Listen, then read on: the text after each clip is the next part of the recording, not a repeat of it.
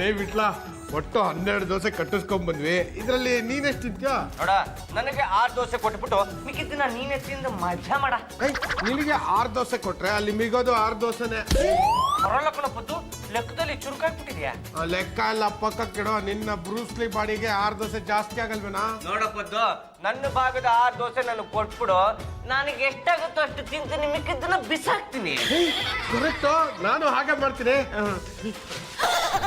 ಏನಪ್ಪ ಘಮ ಘಮ ಅಂತ ಮಸಾಲೆ ದೋಸೆ ವಾಸನೆ ಬರ್ತಾ ಇದೆ? ಪಕ್ಕದ ಮನೆಯಿಂದ ಬರ್ತಿರ್ಬೇಕಮ್ಮ. ಡೈನಿಂಗ್ ಟೇಬಲ್ ಕೆಳಗಡೆಯಿಂದನೇ ಬರ್ತಾ ಇದೆ. ಗೊತ್ತಾಗೋದ್ ಕಣ. ಅವಳಿಗೊಂಚು ಕೊಡೋಣ. ನಿನ್ನ ಪಾಲಿಂದ ನೀನು ಕೊಟ್ಕೋ.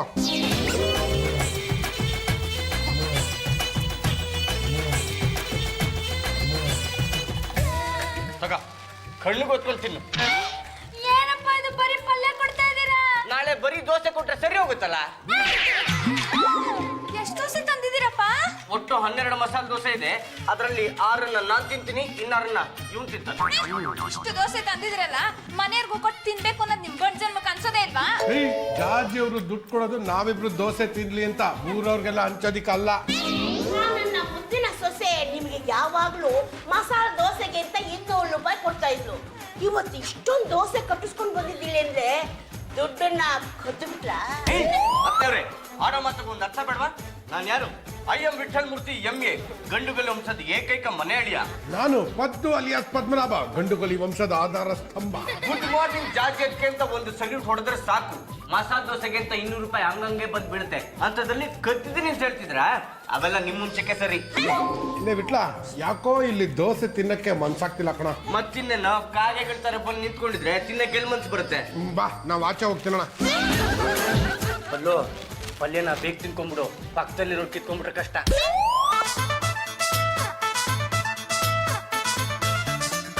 ಅಮ್ಮ, ತಾಯೇ, ನಾನ್ ಬಾಬಾ, ಅನ್ನ ಕೊಡಿ, ಅನ್ನ ಕೊಡಿ.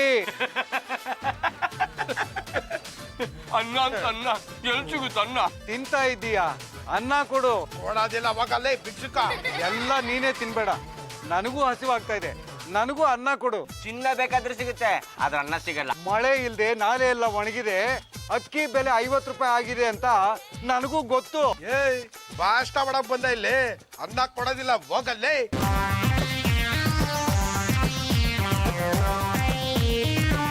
ಅನ್ನ ದೇವ್ರು, ಹೀಗೆಲ್ಲ ಮಣ್ಣು ಪಾಲು ಮಾಡಬಾರ್ದು. ಹೀಗೆ ಮಾಡಿದ್ರೆ ನೀವು ರವ ನರಕ ಅನುಭವಿಸ್ತೀರಾ. ನಮ್ಮ ದುಡ್ಡು ನಮ್ಮ ಖುಷಿ, ಜಾಸ್ತಿ ಆಯ್ತು ಅಂತ ಬಿಸಾಕ್ತಿವಿ. ಅದನ್ನು ಕೇಳೋದಕ್ಕೆ ನೀನ್ ಯಾವ ದಾಸಯ್ಯನಲ್ಲೇ. ಇದು ಯಾಕೋ ಚೆನ್ನಾಗಿಲ್ಲ, ಬಿಸಾಕ.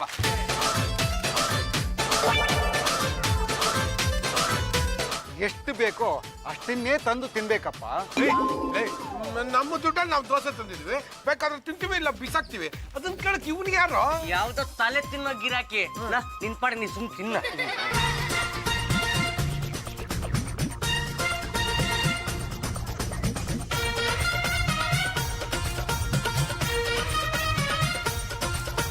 ನೀವು ಆಹಾರನ ಈ ರೀತಿ ಪೋಲ್ ಮಾಡಬೇಡಿ. ಅನ್ನಕ್ಕಾಗಿ ಜನ ಎಷ್ಟು ಕಷ್ಟ ಪಡ್ತಾ ಇದ್ದಾರೆ ಗೊತ್ತಾ? ಅನ್ನಕ್ಕಾಗಿ ಜನ ಪಾಪ ಕಾರ್ಯಗಳನ್ನು ಮಾಡ್ತಾ ಇದ್ದಾರೆ, ಕೊಲೆಗಳನ್ನು ಮಾಡ್ತಾ ಇದ್ದಾರೆ. ಹೀಗೆ ಎಸಿಬೇಡಿ. ಬಿಟ್ಲಾ, ನಾವು ಅವನ್ಗೆ ದೋಸೆ ಕೊಡದೆ ತಿಂತೀವಲ್ಲ, ಅದಕ್ಕೆ ಹೊಟ್ಟೆವ್ರಿಗೆ ಆಗಲ್ಲ ಮಾತಾಡ್ತಿದ್ದಾನೆ. ನೋಡ, ಸುಮ್ನೆ ನಮ್ ತಲೆ ತಿನ್ಬೇಡ, ಮುಂದಕ್ಕೆ ಹೋಗ್ತಾ ಇರೋ. ನನಗೇನಾದ್ರು ತಲೆ ಕೆಟ್ರೆ ಇದನ್ನ ಬಿಸಾಕ್ಬಿಡ್ತೀನಿ. ಅದಿದೆಯಲ್ಲ ತಿನ್ನ.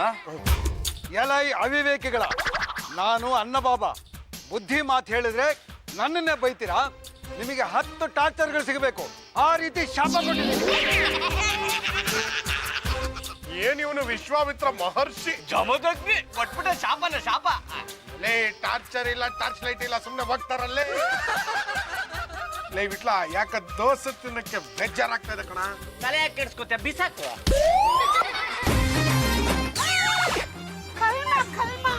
ಯಾಕೆ ಈ ತರ ಬಿಸಾಕಿದಾಳೆ? ಕೇಳ್ದಾಗೆಲ್ಲ ದುಡ್ಡು ಕೊಟ್ರೆ ಇನ್ನೇನಾಗುತ್ತೆ? ದುಡ್ಡಿನ ಬೆಲೆ ಗೊತ್ತಿರಲ್ವಾ, ಅದಕ್ಕೆ ಅರ್ಧಂಬರ್ಧ ತಿಂದು ಬಿಸಾಕಿದ್ದಾರೆ. ಈ ದಂಡ ಪಿಂಡಿಗಳಿಗೆ ಬುದ್ಧಿ ಹೇಳೋನು ಯಾರು ಇಲ್ವಾ? ಯಾಕಮ್ಮ, ನಾನಿಲ್ವಾ? ನಾನ್ ಬುದ್ಧಿ ಹೇಳ್ತೀನಿ. ಏನಪ್ಪ, ದೋಸೆನ ತಿಂದು ಅರ್ಧಂಬರ್ಧ ಬಿಸಾಕಿದ್ರಲ್ಲ, ನಿಮ್ ಜನ್ಮಕ್ ನಾಚಿಕೆ ಆಗಲ್ಲ? ಪಲ್ಲು, ಅವನ್ ಯಾವನೋ ಅನ್ನ ಬಾಬಾ ಅಂತೆ, ಅವನು ಹೊಟ್ಟೆ ಉರಿಸ್ಬೇಕು ಅಂತಾನೆ ನಾವ್ ಹಂಗ ಬಿಸಾಕಿದ್ದು. ಇಲ್ಲ ಅಂದಿದ್ರೆ ತಗೊಂಡೋಗಿ ಡಸ್ಟ್ಬಿನ್ ಅಲ್ಲಿ ಹಾಕ್ತಾ ಇದ್ವಿ. ಅಯ್ಯೋ, ತಿನ್ನೋ ಆಹಾರನ ಎಷ್ಟಿದಿರಲ್ಲ ನಿಮಗೇನಾದ್ರೂ ಬುದ್ಧಿ ಇದೆಯಾ? ದೇವ್ರೆ, ಅವನ ಬಾಬಾ ನಮ್ಗೆ ಟಾರ್ಚರ್ ಕೊಡ್ತಾನಂತೆ. ಅದು ಏನು ಟಾರ್ಚರ್ ಕೊಡ್ತಾನೆ ಅಂತ ನಾವು ನೋಡ್ತೀವಿ. ಜೈ ಸಾಯಿನಾಥ್, ಜೈ ಅನ್ನ ಬಾಬಾ. ಅಷ್ಟು ತುಗಿದಿದ್ರು ಮತ್ತೆ ಮನೆ ಒಳಗೆ ಬಂದಿದ್ದಿಲ್ಲ. ನಿನ್ ಜನ್ಮಕ್ಕೆ ನಾಚಿಕೆ ಆಗಲ್ವಾ? ನಿನ್ ಗಡ್ಡಕ್ಕಿಷ್ಟು ಬೆಂಕಿ ಹಚ್ಚ. ಏನಪ್ಪ ಹಾಗೆಲ್ಲ ಮಾತಾಡ್ಬಿಡಿ, ನಿಮ್ಗೆ ಒಳ್ಳೇದಾಗಲ್ಲ. ಸಾಕು ಸುಮ್ಮನಿರಮ್ಮ ಪಲ್ಲು. ಇಂಥ ಓವರ್ ಆಕ್ಟಿಂಗ್ ಸ್ವಾಮಿಗಳನ್ನ ನಾನು ಬಿಡದಿಬೇಕಾದೆಷ್ಟೋ ನೋಡ್ಬಿಟ್ಟಿದ್ದೀನಿ. ನೋಡಿ, ನಮ್ಮ ಯಜಮಾನ್ರು ದೋಸೆ ಎಸ್ತಿದ್ದಕ್ಕೆ ನೀವು ಟಾರ್ಚರ್ ಕೊಡ್ತೀನಿ ಅಂತ ಹೇಳಿದೀರಾ. ಈಗಿನ ಕಾಲದಲ್ಲಿ ಯಾರಿಗ್ ಪವರ್ ಇರುತ್ತೋ ಯಾರಿಗ್ ಪವರ್ ಇರಲ್ವೋ ಹೇಳಕ್ಕಾಗಲ್ಲ. ದಯವಿಟ್ಟು ನಿಮ್ ಶಾಪನ್ ವಾಪಸ್ ತಗೊಂಡ್ಬಿಡಿ. ಏನಪ್ಪ ಹೇಳ್ತೀರಾ? ಹೇಳೋದು ಇಲ್ಲ ಕೇಳೋದು ಇಲ್ಲ. ಒಳ್ಳೆ ಮಾತಲ್ಲಿ ಹೋಗ್ತಾ ಇದ್ರೆ ಸರಿ, ಇಲ್ಲಾಂದ್ರೆ 20 ದೋಸೆ ತಗೊಂಡ್ಬಂದು ಬಿಸಾಕ್ಬಿಡ್ತೀನಿ. ನೋಡಿ, ನಾವು ತಿನ್ನೋ ಪದಾರ್ಥಕ್ಕೆ ಅನ್ನ ಅಂತೀವಿ. ಅದು ದೋಸೆ ಆಗಿರ್ಬೋದು, ಇಡ್ಲಿ ಆಗಿರ್ಬೋದು, ವಡೆ ಆಗಿರ್ಬೋದು. ಅಂತ ಪದಾರ್ಥನ ನೀವು ಬಿಸಾಕಿದ್ದೀರಾ. ನಾನು 10 ಟಾರ್ಚರ್ಗಳ ಶಾಪ ನಿಮಗೆ ಕೊಟ್ಟಿದ್ದೀನಿ. ಅದನ್ನ ನೀವು ಅನುಭವಿಸ್ತೀರಾ. ಅನ್ನ ಅಣ್ಣ ಅನ್ನ ಅಣ್ಣ ಅನ್ನ ಲೇ ಚಂಪ, ಅನ್ನ ಅನ್ನ ಅಂತ ಬಡ್ಕೋತಾ ಇದಾರೆ. ತಂದು ಬಡ್ಸಕ್ ನಿನಗೇನೆ ಧಾಡಿ? ಮಾಡಿದಷ್ಟು ಅಡ್ಗೆ ಅವ್ರಿಗೆ ಬಡ್ಸಿದೀನಿ. ಬಕಾಸುರ ತರ ತಿಂತಾ ಇದ್ರೆ ಇನ್ನೆಲ್ಲಿಂದ ತಗೊಂಡ್ ಬಡ್ಸೋದು? ಮೈ ಗಾಡ್, ಅಷ್ಟು ಅಡ್ಗೆನ ನೀವಿಬ್ರೇ ಖಾಲಿ ಮಾಡಿದ್ರಾ? ಅದ್ ಯಾಕೋ ಗೊತ್ತಿಲ್ಲ ಜಗಕ್ಕೆ. ಇವತ್ತು ತಿಂದಷ್ಟು ನಾನು ಯಾವತ್ತೂ ತಿಂದೇ ಇರಲಿಲ್ಲ. ಎಷ್ಟು ತಿಂದ್ರು ಹೊಟ್ಟೆನೆ ತುಂಬ್ತಾ ಇಲ್ಲ. ಇನ್ನು ಬೇಕು ಬೇಕು ಅನ್ನಿಸ್ತಾ ಇದೆ. ಅಲ್ಲೇ ಚಂಪ, ಮಾಡಲ್ಲ ರೀ, ನಾನಿನ್ ಅಡ್ಗೆ ಮಾಡೋದ್ ರಾತ್ರಿನೇ. ಪಲ್ಲೋ ಬಾಮ ಇಲ್ಲೇ. ಏನಪ್ಪ? ಪಲ್ಲೋ ತುಂಬಾ ಹಚ್ಚವಾಗ್ತಿದೆ, ಅನ್ನ ಮಾಡಕ್ ಹೇಳಮ್ಮ. ಹಸು ಬಂದಿದ್ದಕ್ಕೆ ಯಾಕಮ್ಮ ಹೊಡೆದೆ? ಎಲ್ಲಾರ್ಗೂ ಮಾಡಿದ ಅಡ್ಗೆನ ನೀವಿಬ್ರೇ ತಿನ್ ಮುಗ್ಸಿದ್ರೆ ಉಳ್ದವ್ರು ಏನ್ ತಿನ್ಬೇಕು? ಅಳಿಯಂದಿಲೆ, ನಮ್ಮ ಮನೆಗೆ ಎಂಥ ದೆವ್ವ ಬಂದು ಸೇರ್ಕೊಂಡ್ಬಿಟ್ರಿ. ಮನೇಲಿ ಇನ್ನೂ ಜನ ಇದ್ದಾನೆ, ಅವನು ತಿನ್ಲಿ ಅನ್ನೋ ಪರಿಜ್ಞಾನ ಬೇಡವೆ ನಿಮ್ಗೆ? ಬರೀ ನನ್ನ ಒಬ್ಬನಿಗೆ ಹೇಳ್ತಾ ಇದ್ರ? ಇವನು ಚೆನ್ನಾಗಿ ಗದಗಿದಾನೆ, ಅವನಿಗೂ ಹೇಳಿ. ರಂಗತ, ಅದೇನೋ ಗೊತ್ತಿಲ್ಲ, ಅದು ಎಷ್ಟು ತಿಂದ್ರು ನನ್ಗೆ ಹಸುವು ಹೋಗ್ತಾನೆ ಇಲ್ಲ.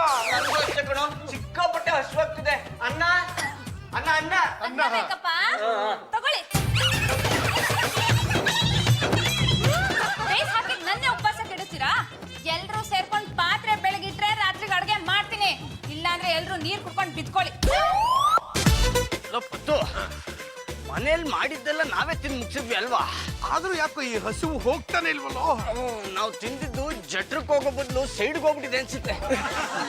ಇಲ್ಲ ಕಣೋ, ಆ ಬಾಬಾ ನಮ್ಗೆ ಟಾರ್ಚರ್ ಕೊಡ್ತೀನಿ ಅಂತ ಹೇಳಿದ್ದು ನಿಜ ಆಗ್ತಿದೆ ಕಣೋ. ಪದ್ದು, ನನಗೂ ಹಾಗೆ ಅನಿಸ್ತದೆ ಕಣೋ. ಅಮ್ಮ ಅಮ್ಮ, ಯಾಕೋ ಯಾಕೋ ಏನಾಯ್ತು? ಹಸು ತಡ್ಕೊಳಕ್ ಆಗ್ತಾ ಇಲ್ಲ ಕಣೋ.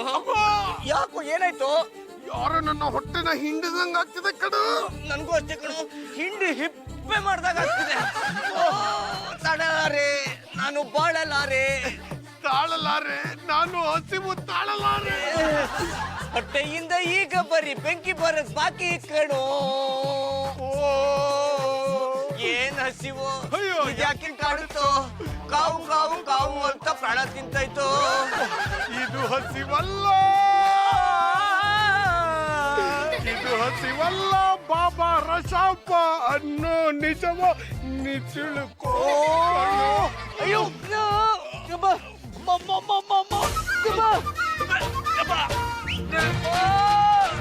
ನಾನು ಡಾಕ್ಟರ್ ಜಗದೀಶ್. ನಿಮ್ಮ ಕೂಗು ನನ್ನ ಕ್ಲಿನಿಕ್ಗೆ ಕೇಳಿಸ್ತು.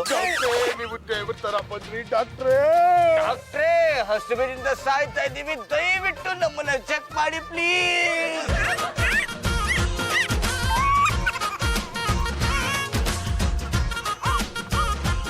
ಹೊಟ್ಟೆಯೊಳಗೆ ಏನಿಲ್ಲ, ಎಲ್ಲ ಖಾಲಿ. ಏನ್ ಡಾಕ್ಟ್ರೆ ಹಿಂಗಂತ ಇದ್ದೀರಾ?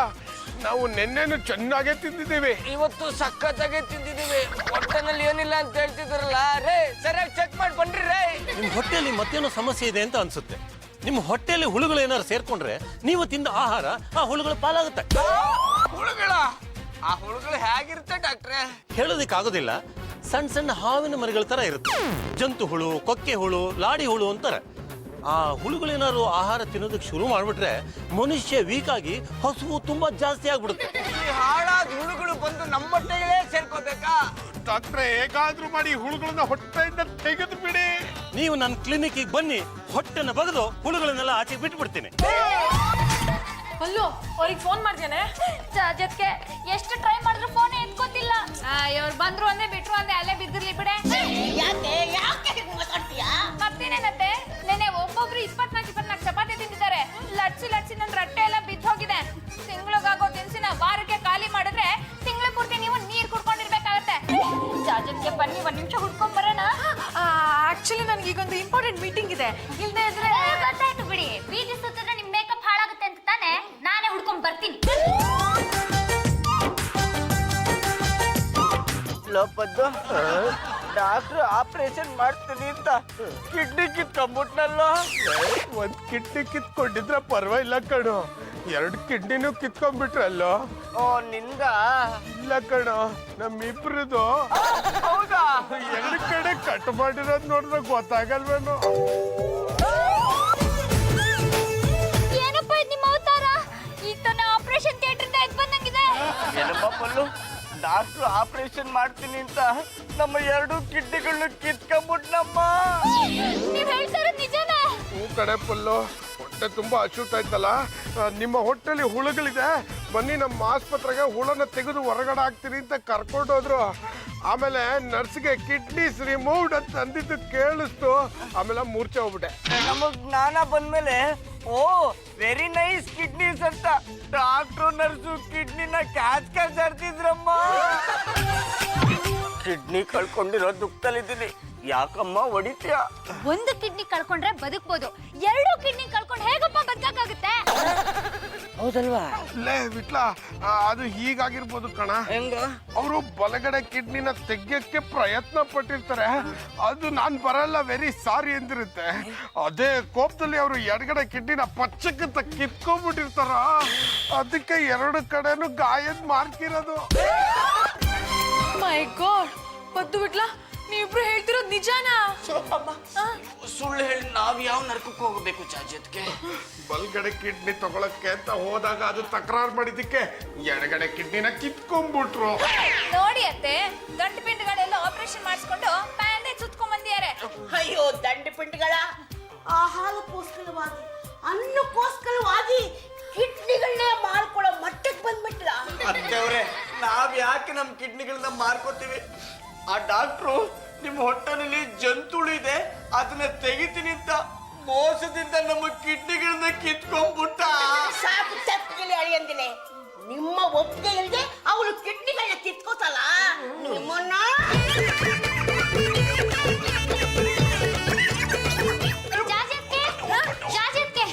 ಇವರು ಸಮಾಜ ಸುಧಾರಕ ನಂಜಪ್ಪ ಅಂತ. ನಮಸ್ಕಾರಮ್ಮ. ನಮಸ್ಕಾರ ಸರ್, ನನ್ನ ಹೆಸರು ಜಾಜಿ ಜಂಬಲ್ದಿನಿ, ಸಮಾಜ ಸೇವಕಿ, ಮಹಿಳಾ ಸಂಘದ ನಾಯಕಿ. ಏನಪ್ಪ ಎಲ್ರಿಗೂ ಕಾಣಿಸೋ ತರ ಬ್ಯಾಂಡೇಜ್ ಸುತ್ಕೊಂಡಿದ್ದೀರಲ್ಲ, ಸ್ವಲ್ಪ ಮುಚ್ಕೋಬಾರ್ದೆ? ಏನಮ್ಮ ಪಲ್ಲು, ಹೊಟ್ಟೆ ಬ್ಯಾಂಡೇಜ್ ತಾಕಿದ್ರೆ ಸಾಕು ಯಮಯಾತನೆ. ಅಲ್ಲ, ಎಲ್ರು ಗಾಬರಿ ಆಗಿದ್ದಾರಲ್ಲ, ಏನಾಯ್ತು? ನಂಜಪ್ಪನವ್ರೆ, ನೀವು ಸಮಾಜ ಸೇವೆ ಅಂತ ಹೊರಗಡೆ ಹೋರಾಡಿದ್ರೆ, ನಾನು ಸಮಾಜ ಸೇವೆ ಅಂತ ಮನೆ ಒಳಗಡೆನೆ ಹೋರಾಡೋ ಪರಿಸ್ಥಿತಿ ಬಂದಿದೆ. ಅಲ್ಲ, ಈಗಂತದ್ ಏನಾಯ್ತು ಅಂತ? ಯಾರೊಬ್ಬ ಡಾಕ್ಟ್ರು ಇವರಿಬ್ರಿಗೂ ಹಸು ಆಗದೆ ಇರೋ ತರ ಆಪರೇಷನ್ ಮಾಡ್ತೀನಿ ಅಂತ ಹೇಳಿ 2 ಕಿಡ್ನಿಗಳನ್ನು ಕಟ್ ಮಾಡಿ ಕಳ್ಸ್ಯಾರ. ಕಟ್ ಮಾಡಿ ಕಳ್ಸಿಲ್ಲ, ಕಿತ್ಕೊಂಡು ಕಳ್ಸಿರೋದು. ಅಯ್ಯೋ ಶಿವನೇ, ಹೋದ್ವಾರನು ಹೀಗೆ ಆಯ್ತು. ಈ ತಿಂಗಳಲ್ಲಿ ಇದು 4ನೇ ಕೇಸು. ಕರ್ಕೊಂಡೋಗ್ತಾರೆ, ಮೂಸಂಬೆ ಹಣ್ಣು ಕೊಡ್ತಾರೆ, ಸಿಪ್ಪೆ ಸುಲಿತಿದ್ದಂಗೆ ಜ್ಞಾನ ತಪ್ಪ ಹೋಗ್ತಾರೆ, ಕಿಡ್ನಿ ಕಿತ್ಕೊಂತಾರೆ, ಕಳಿಸ್ತಾರೆ. ನಮಗೂ ಹಾಗೆ ಆಗಿ ತುಂಬಾ ಹಸು ಆಗ್ತಿದೆ. ಅನ್ನ, ಅನ್ನ, ಮೊಸರನ್ನ, ಪುಳಿಯೋಗ್ರೆ, ವಾಂಗಿಬಾತ್, ಬಿಸಿಬೇಳಪ್ಪ, ಟೊಮಾಟೊ ಬಾತ್, ಯಾವ್ದೋ ಒಂದು ಬಾತ್ ಕೊಡಿ ಪೋ. ಚಂಪಾ, ಪಾಪ ಇವರಿಬ್ರು ಹಂಗ್ರಿಯಿಂದ ಒದ್ದಾಡ್ತಾ ಇದಾರೆ, ಏನಾರು ಮಾಡಿ ಹಾಕೆ. ಸಾಕು ಸುಮ್ನೆ ರೀ, ಹೊಟ್ಟೆ ಕುಯ್ಸ್ಕೊಂಡ್ ಬಂದಿರೋ ಈ ದಂಡ್ಪಿಂಡ್ಗಳ ಹೊಟ್ಟೆಗೆ ನಾನು ಒಂದ್ ತುತ್ತು ಮಾಡಿ ಹಾಕಲ್ಲ. ಈ ಪ್ರಪಂಚದಲ್ಲಿ ತುಂಬಾ ಜನ ಕೆಟ್ಟವರೇ ಇರ್ತಾರೆ. ಆ ಕೆಟ್ಟೋರ್ ಲಿಸ್ಟಲ್ಲಿ ಇವಳೆ ಫಸ್ಟ್ ಸರ್. ಅಯ್ಯೋ, ಈಗ ನಮ್ಮ ಹೊಟ್ಟೆಗೆ ಯಾರಪ್ಪ ಊಟ ಹಾಕ್ತಾರೆ? ಚಿಂತೆ ಮಾಡಬೇಡಿ, ನೀವಿಬ್ರು ನನ್ ಜೊತೆ ಬನ್ನಿ, ಹೊಟ್ಟೆ ಬಿರಿಯೋಷ್ಟು ನಾನು ಊಟ ಹಾಕ್ಸ್ತೀನಿ. ಹೊಟ್ಟೆ ತುಂಬಾ ಬ್ರೆಡ್ ತಿಂದ್ರಾ? ಸರ್ ಬ್ರೆಡ್ ತಿನ್ಸೋದಕ್ಕೆ ನಮ್ಮ ಬಟ್ಟೆಯಲ್ಲೇ ಬಿಚ್ಚಿ ಈ ಬೆಡ್ಶೀಟ್ನ ಸರ್ ಸುತ್ತಿದ್ದೀರಾ? ಅದಾ, ನಾನು ನಿಮ್ಮಿಬ್ಬರನ್ನು ಸೇರಿಸ್ಕೊಂಡು ಒಂದು ವಿಶೇಷವಾದ ಸಿನಿಮಾ ತೆಗಿಬೇಕು ಅಂತಿದ್ದೀನಿ. ವಿಶೇಷವಾದ ಸಿನಿಮಾ ಅಂದ್ರೆ ಯಾವ್ದು ಗೊತ್ತಾಯ್ತೇನು? ಗೊತ್ತಾಯ್ತು ಕಣ. ಅಲ್ರಿ, ಸಮಾಜ ಸೇವಕ ಅಂತ ಹೇಳ್ಕೊತೀರಾ, ಈ ತರ ಕೆಲಸ ಮಾಡೋದಿಕ್ ನಿಮಗ್ ನಾಚಿಕೆ ಆಗಲ್ವಾ? ಆ ಥರ ಹೇಳ್ಕೊಂಡ್ರೇನೆ ಇಂಥ ಕೆಲ್ಸಕ್ಕೆಲ್ಲ ಅನುಕೂಲ ಆಗೋದು. ಪೊಲೀಸ್ನವ್ರು ಬಂದ್ರು ಅಂತ ಕಾಣುತ್ತೆ, ನಾನು ಹೋಗಿ ವಿಚಾರಿಸ್ಕೊಂಡ್ ಬರ್ತೀನಿ. ನೀವಿಬ್ರು ಎಲ್ಲೂ ಓಡ ಹೋಗ್ಬಾರ್ದು. ಹೀಗೆ ಕೂತಿರ್ಬೇಕು ಗೊತ್ತಾಯ್ತಾ? ಬ್ರೆಡ್ ಎಲ್ಲ ತಿಂದು ಮುಗಿಸಿ. ಲೋಪದ್ದು ನಾವಿಲ್ಲೇ ಇದ್ರೆ ನಮ್ಗೊಂದು ಗತಿ ಕಾಣಿಸ್ತಾನೆ. ಹಿತ್ತಲ ಬಾಗಿಲಿಂದ ಓಡೋಣ.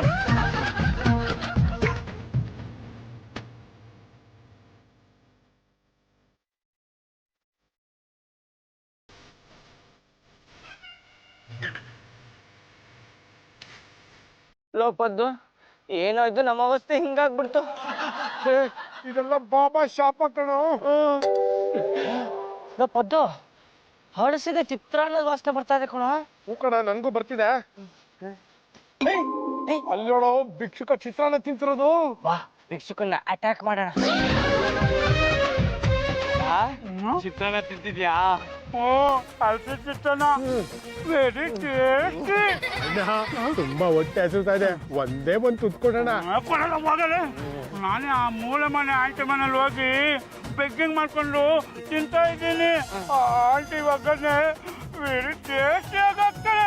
ಅಂತದಲ್ಲಿ ನೀವು ಬಂದು ನನ್ನ ಹತ್ರ ಬೆಗ್ಗಿಂಗ್ ಮಾಡ್ತಾ ಇದ್ದೀರಿ. ಹೋಗಲೇ ಬೆಕ್ಕರ್, ನೀನೇ ದುಡ್ಕೊಂಡು ಬಂದ ತಿಂತಿದ್ಯಾ? ಆ ಕೆಲಸ ಆಗಿಲ್ಲ ಅಂತಾನೆ ಬೇಡ್ಕೊಂಡು ತಿಂತಾ ಇದ್ದೀನಿ. ಈಗ ಮರ್ಯಾದೆ ಹೋದ ಸರಿ, ಇಲ್ಲ ಅಂದ್ರೆ ತಟ್ಟೆಲ್ಲ ಹೊಸ ಕೊಡ್ತೀನಿ. ಬಿಟ್ಲ ಒಳ್ಳೆ ಮತ್ ಕೇಳ್ತಿಲ್ಲ, ಕಾಮನ್ ಅಟ್ಯಾಕ್.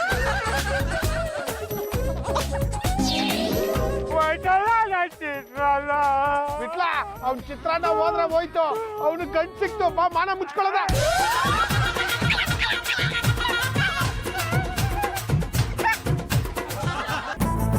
ಅಮ್ಮ, ಹೊಟ್ಟೆ ತುಂಬಾ ಹಸಿವಾಗ್ತಿದೆ. ಯಾರು ಏನಾರು ಹಾಕಿ ಪ್ಲೀಸ್. ತಂಗಳಾದ್ರೂ ಹಾಕಿ, ಹಳಸಿದಾದ್ರೂ ಹಾಕಿ, ಏನಾದ್ರೂ ಒಂದ್ ಹಾಕಿ ನಮ್ಮ ಹೊಟ್ಟೆ ತುಂಬಿಸಿ. ತಾಳಲಾರೆ ಹಸಿವ ತಾಳಲಾರೆ. ಬಾಳಲಾರೆ ನಾನು ಬಾಳಲಾರೆ. ಹಸಿವು ಪ್ಲೀಸ್. ಅಮ್ಮ, ಹೊಟ್ಟೆ ತುಂಬಾ ಹಸಿವಾಗ್ತಿದೆ ಅಮ್ಮ. ಪ್ಲೀಸ್ ಏನಾರು ಹಾಕಿ ಪ್ಲೀಸ್. ನಿಮ್ನ ನೋಡಿದ್ರೆ ಭಿಕ್ಷಕರ ತರ ಕಾಣಿಸ್ತಲ್ವಲ್ಲ? ಕರೆಕ್ಟ್ ಆಗಿ ಹೇಳಿದ್ರಿ ಮೇಡಮ್. ನಾವು ಭಿಕ್ಷುಕರಲ್ಲ, ನಮ್ದು ದೊಡ್ಡ ವಂಶ. ಆದ್ರೆ ನಮ್ಮ ಕತೆ ಹೇಳ್ಕೊಳ್ಳೋದಿಕ್ಕೂ ನಮ್ಮಲ್ಲಿ ಶಕ್ತಿ ಇಲ್ಲ. ದಯವಿಟ್ಟು ತಿನ್ನೋದಿಕ್ಕೆ ಏನಾದ್ರೂ ಕೊಡಿಸ್ಬಿಡಿ. ಹೊಟ್ಟೆ ಹಸುವಿಂದ ಪ್ರಾಣನೇ ಹೋಗ್ತಾ ಇದೆ. ನಿಮ್ಗೆ ಊಟ ತಾನೇ ಬೇಕು. ತಿಂಡಿ ಕುಡಿಸಿದ್ರು ಪರಲ್ಲಮ್ಮ. ಸರಿ, ನನ್ ಜೊತೆ ಬನ್ನಿ. ಮೇಡಮ್, ಚಿತ್ರಾನ್ನ ತುಂಬಾ ಚೆನ್ನಾಗಿದೆ. Thank you very much. ಸರಿ, ಈಗ ನೀವ್ ಯಾರು, ನಿಮ್ ಕತೆ ಏನು ಅಂತ ಹೇಳಿ. I'm Vithal Murthy, M A. Gandugali ವಂಶದ ಏಕೈಕ ಮನೆ ಅಳಿಯ. ನಾನು ಪದ್ದು ಅಲಿಯಾಸ್ ಪದ್ಮನಾಭ, ಗಂಡುಗಲಿ ವಂಶದ ಆಧಾರ ಸ್ತಂಭ. ನಮ್ಮ ಮನೇಲಿರೋ ಕತ್ತಿಗೂ ನಾನು ಎಲ್ಲ ಚಿನ್ನದ್ದೆ. ಓ, ಅದ್ ಗೊತ್ತಿರೋ ವಿಷಯನೇ. ಸರಿ, ಈಗ ನಿಮ್ ಜೇಬಲ್ಲಿ ಎಷ್ಟು ದುಡ್ಡಿದೆ ಅಂತ ತೆಗಿರಿ ನೋಡೋಣ. ಏನ್ ಹೇಳ್ತಾ ಇದ್ದೀರಾ ಮೇಡಮ್? ಸುತ್ಕೊಂಡಿರೋ ಬೆಡ್ಶೀಟ್ ಬಿಸಾಕಿ ಒಬ್ಬ ಭಿಕ್ಷಕನ ಹತ್ರ ಈ ಅರ್ಧಾಗಿರೋ ಬಟ್ಟೆ ಕತ್ಕೊಂಡ್ ಬಂದಿದೀವಿ. ನಮ್ಮ ಹತ್ರ ಏನಿರುತ್ತೆ? ನಿಮ್ಮನ್ನ ಇಲ್ಲಿ ಕರ್ಕೊಂಡ್ ಬಂದು ಅನ್ನ ಹಾಕಿದ್ದು ಯಾಕೆ ಅನ್ಕೊಂಡಿದೀರಾ? ಹಸುವಿನಿಂದ ಒದ್ದಾಡ್ತಿರೋರ್ಗೆ ಅನ್ನ ಹಾಕ್ಬೇಕು ಅಂತ ಕರ್ಕೊಂಡ್ ಬಂದಿದ್ದೀರಾ? ಏಯ್, ಮುಚ್ಚೋ ಬಾಯಿ. ಬಂದವ್ರಿಗೆಲ್ಲ ಅನ್ನ ಹಾಕೋದಕ್ಕಿದೇನ್ ಧರ್ಮ ಛತ್ರನ? ಈಗ ನನ್ಗೆ ದುಡ್ಡು ಕೊಡ್ಲಿಲ್ಲ ಅಂದ್ರೆ ನನ್ ಮೇಲೆ ಬಲಾತ್ಕಾರ ಮಾಡಕ್ ಬಂದಿದ್ರ ಅಂತ ಕಿಚ್ಕೊಂಡ್ ಬಿಡ್ತೀನಿ. ಕಿಚ್ಕೊಳ್ಳ? ಬೇಡ ಬೇಡ. ಹಾಗಾದ್ರೆ ಮರ್ಯಾದೆಯಾಗಿ ದುಡ್ಡನ್ನ ಬಿಚ್ಚಿ. ಆಗ್ಲೇ ಹೇಳಿದ್ವಲ್ಲ ನಮ್ಮ ಹತ್ರ ದುಡ್ಡಿಲ್ಲ ಅಂತ. ನಿಮ್ಮ ಹತ್ರ ಹೆಂಗೆ ದುಡ್ಡು ವಸೂಲಿ ಮಾಡ್ಬೇಕು ಅಂತ ನಂಗೆ ಗೊತ್ತು. ತಾಳಿ.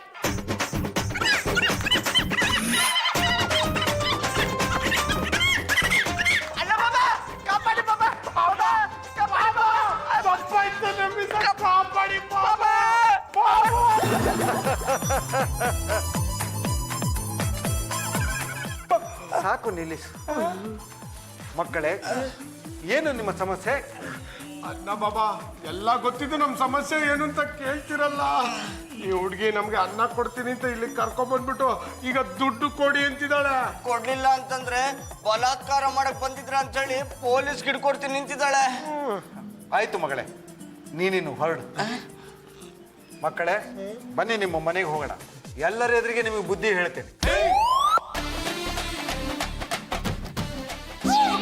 ಇದೇನಪ್ಪ ಇದು, ಭಿಕ್ಷಕರಿಗಿಂತ ಕಡೆ ಆಗ್ಬಿಟ್ಟಿದ್ದೀರಾ? ಎಲ್ಲ ಬಾಬಾಗಳು ಶಾಪ ನಮ್ಮ. ಅಂಥದ್ದೇನಾಯ್ತು ಬಾಬಾಗಳೇ? ಮಾಡಿದ ಪಾಪಕ್ಕೆ ತಕ್ಕ ಶಿಕ್ಷೆ ಅನುಭವಿಸ್ತಾ ಇದ್ದಾರೆ. ಪದ್ದು ಬಿಟ್ಲ, ಆ ಸಮಾಜ ಸೇವಕ ನಿಮ್ಮಿಬ್ರು ಮನೆಗೆ ಕರ್ಕೊಂಡು ಹೋಗಿ ಊಟಕ್ಕೆ ಹಾಕ್ಲಿಲ್ವೇನೋ? ಅದು ಏನಾಯ್ತು ಅಂದ್ರೆ ಜಾಜಿ ಅವ್ರೆ,